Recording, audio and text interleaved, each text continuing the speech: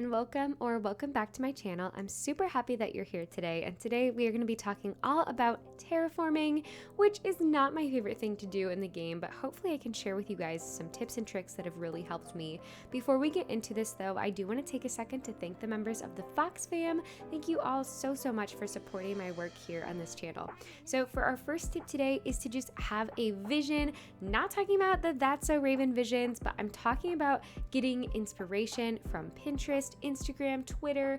It could be from real life, it could be other Animal Crossing creators, but for this build that I'm sitting in front of right now, this little lake build, having this vision in my mind and these pictures for inspiration really helped me to be able to kind of navigate this terraforming, which was a little bit ambitious, that particular build was. So the second tip is just to start small. Definitely don't feel like you have to create a giant area of terraforming for it to be beautiful and impactful and add a lot to your build. This particular section of terraforming here near the entrance is super small, but it really does help the entrance to feel a little bit more cozy and intimate, and helps to frame the area as you immediately enter. But you can see here that it is really pretty tiny. Tip number 3 is just to round out your corners. I feel like this really helps the terraforming to look a lot more natural if you're working on a more foresty or farmy or just a natural themed island in general.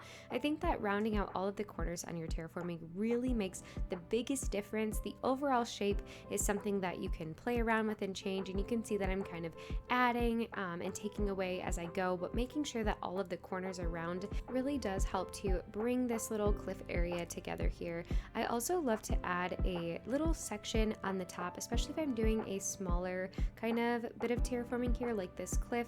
I feel like just having this extra little layer here adds so much dimension. I feel like often these little mini cliffs add a really nice background to anything that you've created, especially on a more natural island. But you can see here that I'm also rounding out the water here on the cliff terraforming. I feel like it just makes it look so much more natural. But I will note that something that I don't enjoy is when I have all of these single tile waterfalls all in a row. I feel like just adding one little tile here and making a double waterfall really helps this to look so much more natural and beautiful in my opinion. So that's something that I really enjoy to do here.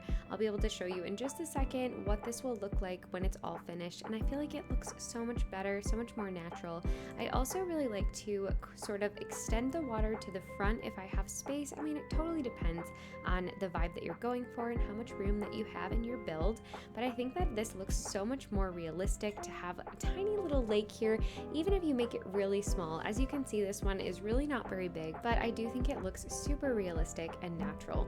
So my fourth tip is to use the camera. The camera was so important when I was doing this little like lighthouse, lake house kind of build here. You can see that this lake, oh hello Kiki, you can see that the lake is actually not that big, but something that I really wanted to do is make sure that the lake was touching the edges of the camera view so that it could kind of give the illusion of being bigger than it is.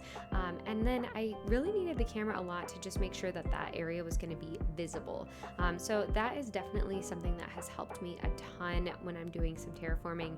My last tip for you guys today is just to have fun. This is of course first and foremost a game, and so if you're not having fun and you're feeling frustrated, definitely take a break and come back when you're feeling a little bit more inspired. There's nothing wrong with that. If you found this helpful at all, please do be sure to like and subscribe. Leave a comment down below about what has helped you to terraform so that we can all help each other. And thank you so much for watching, and I will catch you all in the next one. Bye!